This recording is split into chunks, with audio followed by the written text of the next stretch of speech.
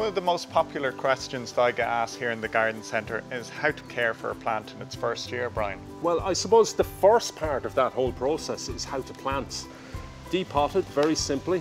Pinch the bottom, pop it out. Pinch the bottom, yeah. Squeeze that, tease out the roots slightly at the bottom to give it a better start in the compost. Centre it.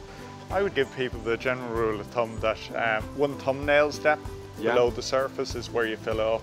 That way, when you're watering, the compost doesn't spill out over the edge of the planter. Exactly. Now we're ready to backfill, but before we backfill, we just want to add a little bit of feed to our backfill. Yeah, just a little bit of all-purpose feed. This one breaks down over time, so we mix that through the compost. So just as you add it, I'm just going to firm in the compost now. Yep. Once it's nice and firm, you can look at watering then at that stage. Probably for a plant like this, I'm looking at about 1/3 of a gallon can really, just to settle it in. Yeah. Mulching, I want to talk about mulching.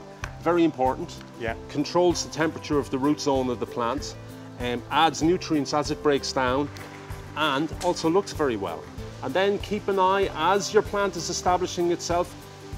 Get in there, have a look every so often. You're looking for pests and diseases, you're looking for damage, you're looking for things that are going to threaten the health of the plant. When I'm looking for that, I'm looking at the backs of the leaves, looking for any insects that are there, especially aphids. When you have hot weather, naturally you get aphids. Most of these plants, like the hebe here, they're low maintenance, so there won't be much pruning needed at all. If you are pruning, just do it post-flowering then.